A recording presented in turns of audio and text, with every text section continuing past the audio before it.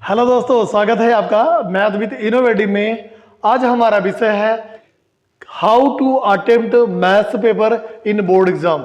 मतलब मैथ का paper board exam में कैसे दें, कैसे अटेम्प्ट करें जिससे बेहतरीन नंबर आपको मिले। तो हमारी पहली सलाह यह है, रीड ए क्वेश्चन ट्वाइस।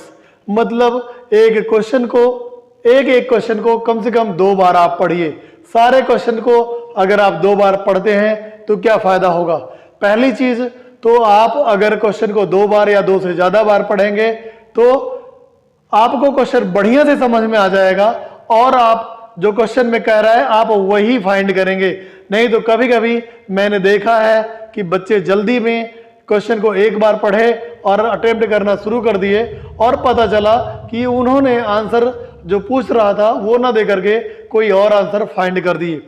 इसलिए हमारी सलाह है कि क्वेश्चन को कम से कम आपको 2 बार पढ़ना चाहिए। और दूसरी चीज, keep the exam paper clean. मतलब एग्जाम पेपर जो है उसे आपको बहुत ही नीट क्लीन रखना है। ऐसा ना हो कि आप कॉपी में पहले ही पेज पर रफ करना शुरू कर दें, पहले दूसरे या तीसरे पेज पे। मेरी सलाह तो यह है कि आप जहां पे क्वेश्चन अटेम्प्ट करते हैं उसी की बगल में एक लाइन खींच करके थोड़ा सा रफ करते चलें।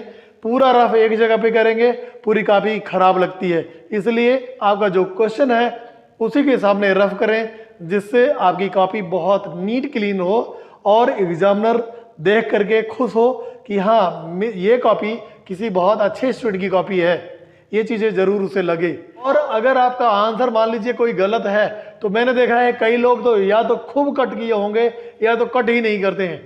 तो आपको कट करना है, लेकिन एक सिंगल कट करना है जिससे एग्जामिनर को पता चले कि आपका ये आंसर गलत है, वो उसे ना चेक करेगा। अगर आप नहीं कट करते हैं तो क्या होगा कि फर्स्ट अटेम्प्ट को ही कॉपी चेक होगी, सेकेंड अटेम्प्ट जो आपने किया है करेक्ट भी है लेकिन वो चेक नहीं होगा, उसे एक्स्ट्रा लिख दिया जाएगा। इसलिए मेरी सलाह है कि आपको कॉपी को हमेशा नीट और क्लीन रखना है। नेक्स्ट टॉपिक हमारा है कि आंसर इन स्टेप्स। मतलब हुआ आपको एक एक आंसर का स्टेप वाइज आपको करना है।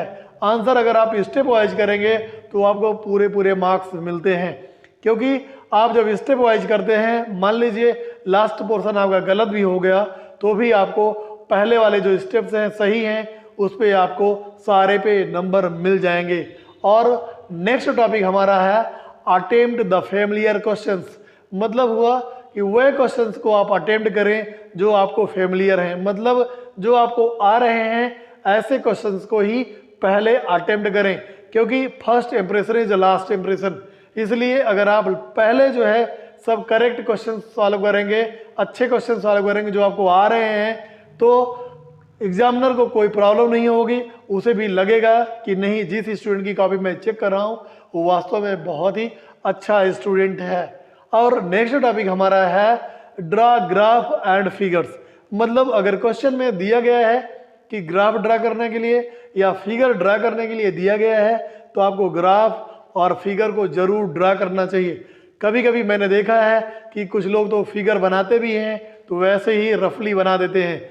जी नहीं, आपको स्केल और पेंसिल का यूज करना चाहिए और आपको ग्राफ और फिगर को बहुत ही नीट और क्लीन बने जिससे आंसर बहुत ही अट्रैक्टिव लगे। हमारा नेक्स्ट टॉपिक है try to solve in sequence. मतलब हुआ कि अगर आप कोई भी पार्ट कर रहे हैं, जो भी आप पार्ट कर रहे हैं तो उसका स्टार्टिंग से शुरू करें। फॉर एग्जांपल इस समय क्वेश्चन लास्ट में 3 क्वेश्चंस हैं जो 5 मार्क्स के हैं। अगर आप 5 मार्क्स के क्वेश्चन अटेम्प्ट कर रहे हैं तो आपको 34 से अटेम्प्ट करना चाहिए। मतलब 34 फिर 35 फिर 36। नहीं तो आप उल्टा सीधा जब करते हैं तो एग्जामिनर बहुत परेशान होते हैं कि क्वेश्चन को ढूंढ ढूंढ के उन्हें चेक करना पड़ता है और एग्जामिनर के मन में एक खीज होती है, वो आपके मार्क्स पे ही असर डालता है। इसलिए आपको ये बातें ध्यान देना चाहिए कि आप आंसर को हमेशा सीक्वेंस में ही करें। जैसे अगर 3 मार्क्स की क्वेश्चन आप कर रहे हैं तो 3 मार्क्स क्वेश्चन स्टार्ट होता है 27 से, तो आपको 27 से स्टार्ट करके सॉल्व करना चाहिए। अगर आप पहले केस स्टडी बेस्ड करते हैं तो आपको क्वेश्चन नंबर 17 से करना चाहिए। अगर आप 2 नंबर के क्वेश्चन करते हैं तो आपको क्वेश्चन नंबर 20 से स्टार्ट करना चाहिए। नेक्स्ट है हमारा और ये प्रो टिप है आपके लिए कि do not panic on last warning bell. मतलब वार्निंग बेल पर आपको पैनिक नहीं होना है, क्योंकि वार्निंग बेल भी 15 मिनट की होती है। आप 2 क्वेश्चन बड़ी आसानी से कर सकते हैं, इसलिए आपको पैनिक नहीं होना है। बहुत ही रिलैक्स होकर के पेपर दीजिए, और जितना रिलैक्स होकर के, खुश होकर के पेपर देंगे, उतना ही आपका पेपर बढ़िया होगा। और दूसरी प्रो टिप ये है कि आप हमेशा जो है ये मान के चलें कि पेपर का सारा क्वेश्चन सबको नहीं आता है, इसलिए इस टेंशन में ना रहें कि आपको 2 क्वेश्चन नहीं आ रहे हैं। आप बाद में उसके बारे में सोचेंगे तो शायद वो भी लग जाए। हमारी शुभकामना है आपका पेपर अच्छा हो। God bless you. Thank you.